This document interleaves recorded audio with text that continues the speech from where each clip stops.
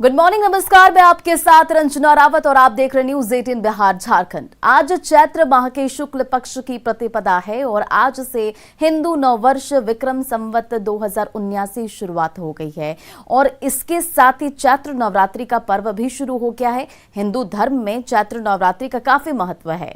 चैत्र नवरात्रि के दौरान मां दुर्गा के 9 स्वरूपों की पूजा की जाती है और पहले दिन मां शैलपुत्री के रूप की पूजा होती है।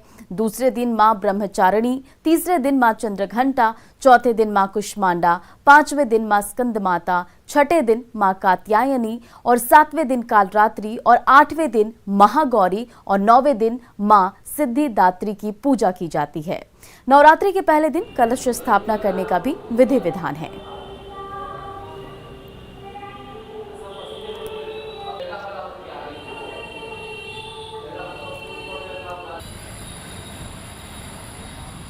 और हमारे साथ संवाददाता विनीता मिश्रा जो कि बांसघाट काली मंदिर से हमारे साथ जुड़ी हुई हैं और अरगोड़ा रांची से संवाददाता निरंजन कुमार भी हमारे साथ लाइव जुड़ गए। विनीता, सबसे पहले आपके पास आना चाहूंगी। आज से चैत्र नवरात्रि की शुरुआत हो गई है, कैसा उत्साह मंदिरों में आप देख पा रही हैं?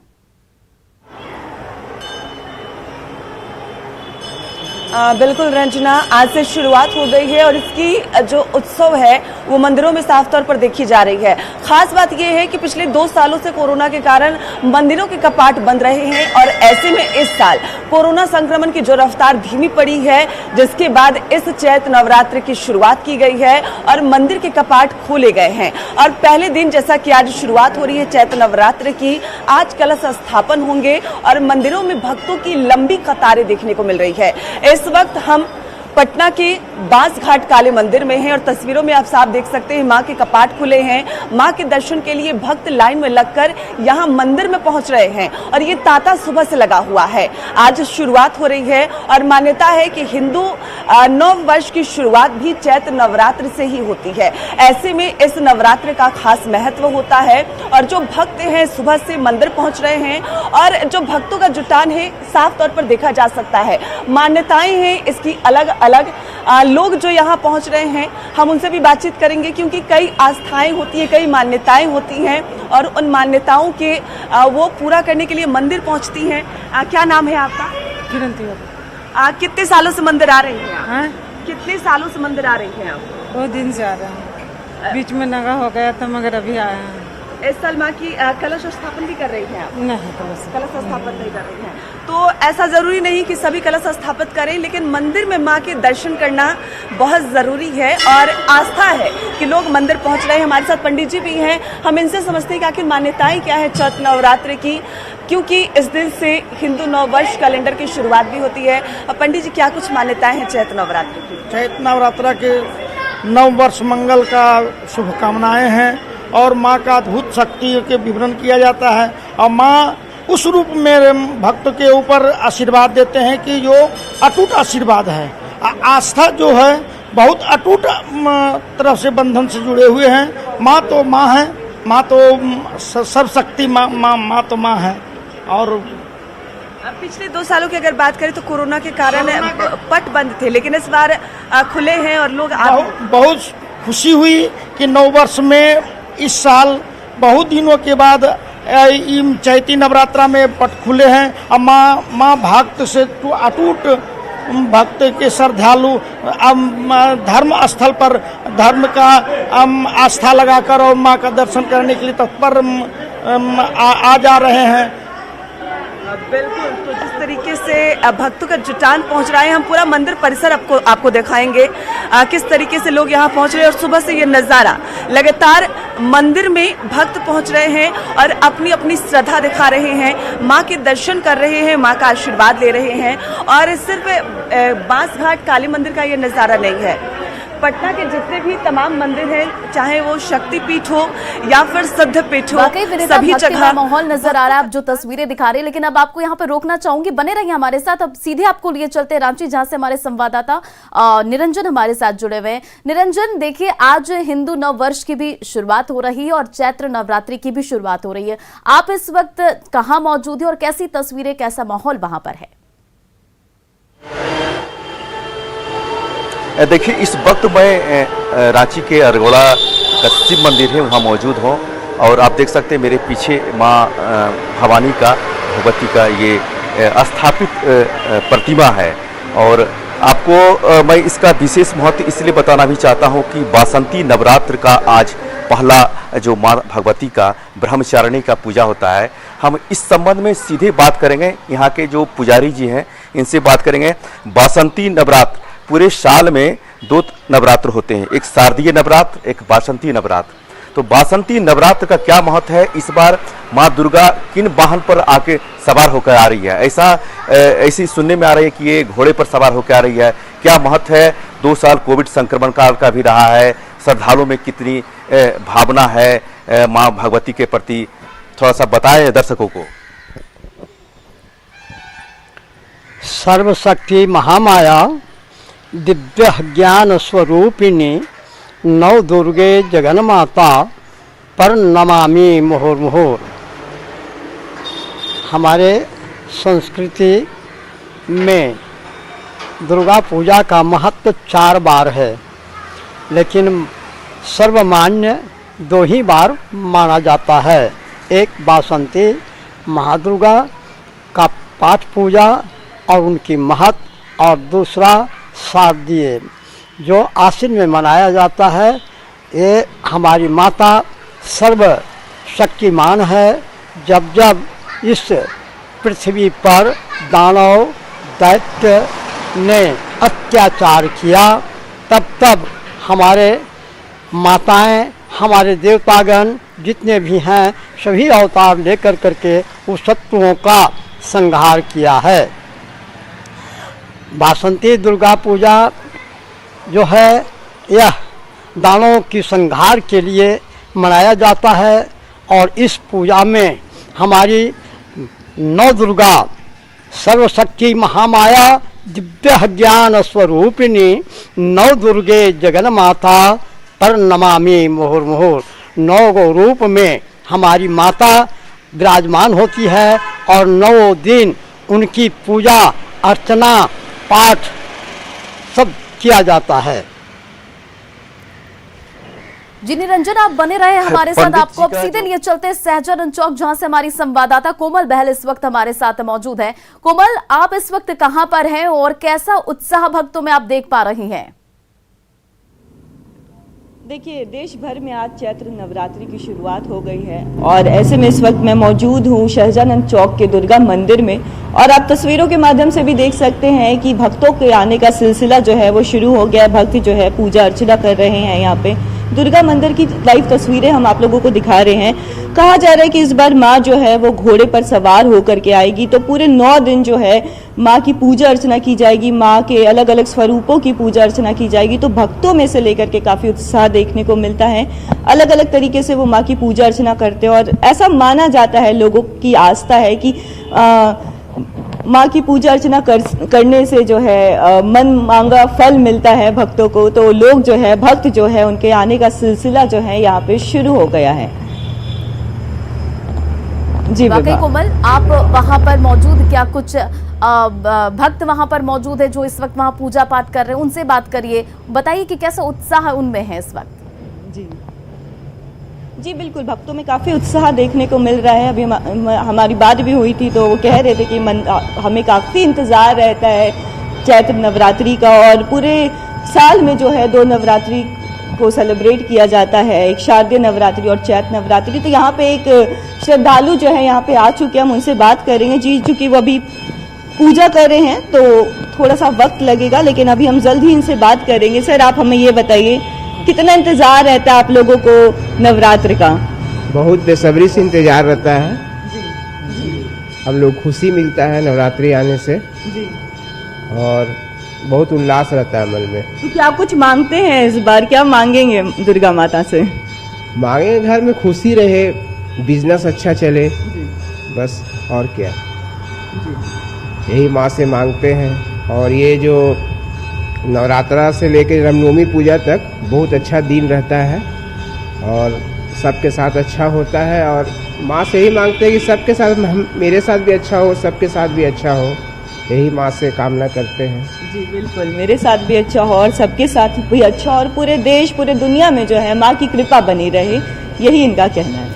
वाकई कोमल, ये तस्वीरें और ये जानकारी के लिए बहुत बहुत शुक्रिया। हमारे साथ निरंजन और विनीता वो भी जुड़े हुए थे। आप तमाम संवाददाताओं का बहुत बहुत शुक्रिया। चलिए बढ़ते हैं अब आगे और अब बात है भारत की मदद से नेपाल फिर से ट्रेन की छुक छुक की आवाज सुनाई देगी और 7 साल बाद भारत नेपाल रेल सेवा की शुरुआत होने जा रही है, जिसका शुभारंभ प्रधानमंत्री नरेंद्र मोदी और नेपाल के प्रधानमंत्री शेर बहादुर देउवा दिल्ली से वीडियो कॉन्फ्रेंसिंग के माध्यम से करेंगे। शनिवार का दिन भारत नेपाल की दोस्ती में एक अहम दिन साबित होने जा रहा है। 7 साल के इंतजार के बाद दोनों देशों के बीच रेल सेवा की शुरुआत होने जा रही है। भारत नेपाल के बीच ट्रेन सेवा शुरू करने को लेकर सारी तैयारियां पूरी कर ली गई हैं। दिल्ली में पीएम नरेंद्र मोदी और नेपाल के प्रधानमंत्री शेर बहादुर देउवा इस ट्रेन सेवा की शुरुआत वीडियो कॉन्फ्रेंसिंग के जरिए करेंगे। जयनगर जनकपुर के बीच जो रेल सेवा शुरू होने वाली है उसकी तैयारियां जोर शोर से चल रही हैं।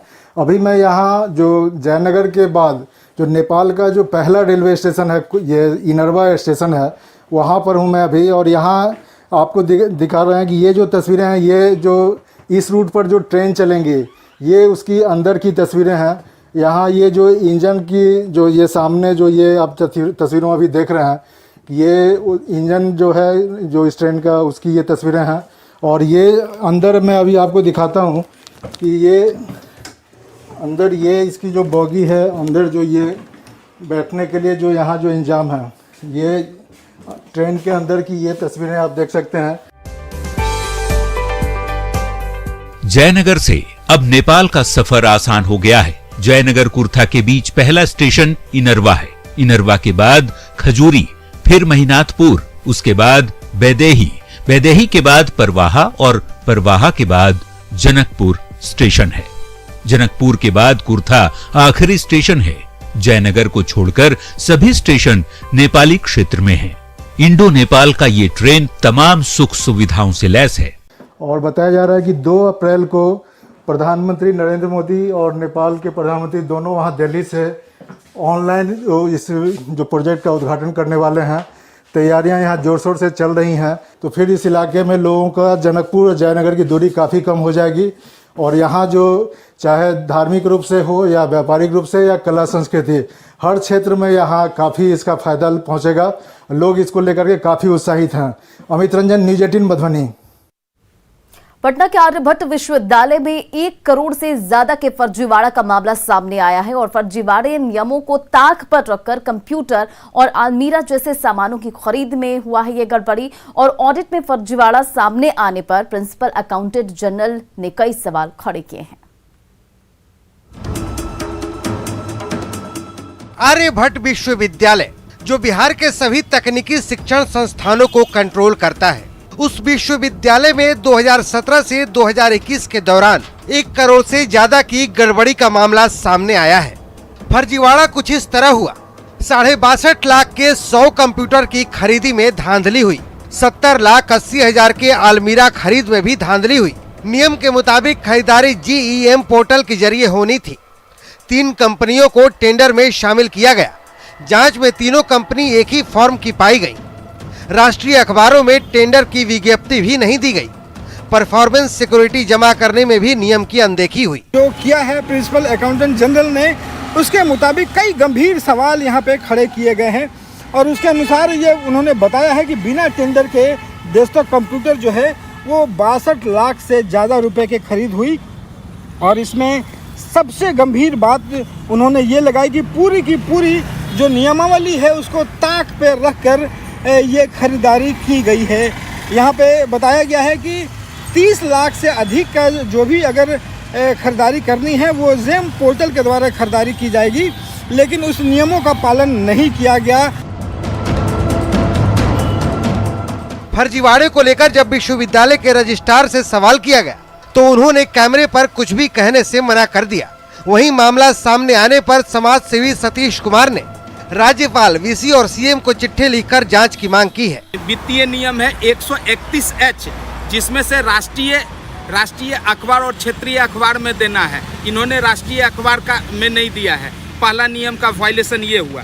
दूसरा, अधिसूचना है GEM पोर्टल के लिए 19/5/17 का और 27/11/17 का यह दोनों जो अधिसूचना है उसका भी वायलेशन हुआ है।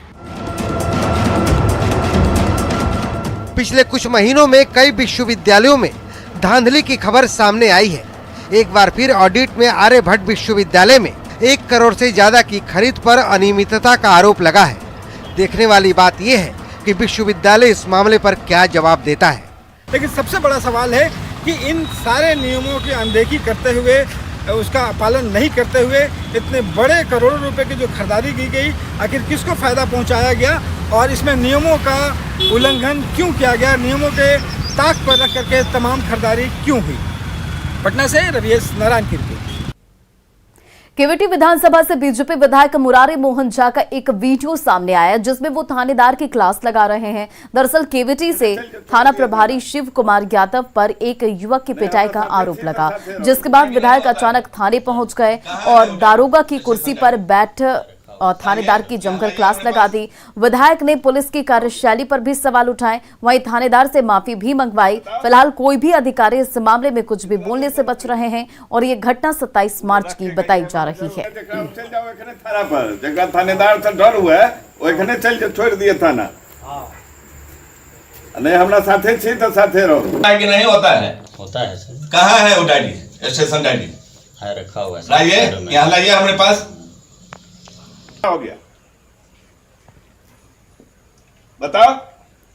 और इधर समस्तीपुर के रोसड़ा अनुमंडल क्षेत्र में एक शादीशुदा युवक ने दूसरी महिला से शादी की, जिसके बाद जमकर बवाल हुआ और मामले को सुलझाने के लिए पंचायत बुलाई गई, लेकिन मामला नहीं सुलझा। पंचायत में काफी देर तक हाई वोल्टेज ड्रामा चलता रहा, जिसके बाद मामला शांत हुआ।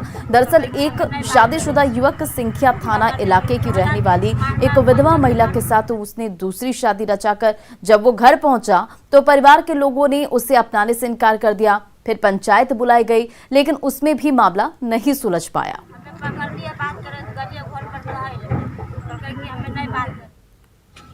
और कहाँ रखना है? तभारा पर रूम रखेगा। दूसरा पत्नी है, वो अभी बेबोती का कारण नहीं रहने देंगे। दूसरा बीवी है, वो बोलते अभी नहीं रहने देंगे, इसको हम भाड़ा पर रूम लेकर रखेंगे। लड़का को मारा है, क्यों मारा? उसको क्यों मारने का अधिकार नहीं है? पंचायत करने का अधिकार है। भरी सभा के बीच में उसको भी मारा, हमको भी मारा है और हमारे साथ घर से लोग किया और 10-20 आदमी को लेकर हमारे दरवाजे पर पहुंच गया। किसी तरह का उसके पास में कागज नहीं था, ना पंचायती कागज था, मनमाना किया उग्रवादी के साथ। यह बहुत अशोभनीय बात है।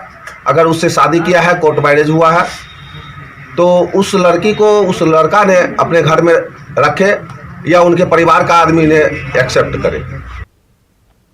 अंतर्राष्ट्रीय हिंदू परिषद के नेता प्रवीण तोगड़िया के कार्यक्रम के पोस्टर में मुजफ्फरपुर का नाम मोदफलपुर लिखा गया और जब उनसे पूछा गया कि क्या शहर का नाम बदला जाना चाहिए तो उन्होंने कहा कि बिल्कुल ही इस शहर का नाम बदलना चाहिए। उन्होंने ये भी कहा कि दूसरे शहरों का नाम बदल जाना चाहिए और प्रवीण तोगड़िया ने कहा कि देश के शहरों का नाम हजारों साल से यहाँ रहने वाले लोगों के नाम पर होने चाहिए, ना कि बाद में बाहर से आने वाले लोगों के नाम पर। मुजफ्फरपुर को मोदफलपुर लिखा गया है, तो क्या मुजफ्फरपुर को मोदफलपुर करने की कोशिश क्यों नहीं करेंगे? क्यों नहीं करेंगे? ये देश हमारे बाप का है, तो यहाँ हमारा बाप का नाम होगा, उनके बाप का नाम कैसे होगा? क्या यह नाम चेंज होगा क्या? क्यों नहीं होगा? बाबर की छाती पर राम मंदिर खड़ा है, तो यहाँ नाम क्यों नहीं बदलेगा? नीति आयोग की तरफ से जारी एस्पिरेशनल डिस्ट्रिक्ट्स की लिस्ट में कटिहार देश भर में पहले नंबर पर रहा है और ये list health and education, agriculture, water resource, financial inclusion और स्किल डेवलपमेंट के पैरामीटर पर तैयार की जाती है। इन सभी मानकों में फरवरी महीने की रिपोर्ट में कटिहार को पहला नंबर मिला है और कटिहार के विधायक और डिप्टी सीएम तारकिशोर प्रसाद ने कटिहार के लोगों को बधाई दी है। साथ ही उम्मीद जताई है कि जिले में तेजी से विकास होगा। वहीं डीएम ने बताया कि परियोजना से जुड़े सभी अधिकारियों की मेहनत का नतीजा है।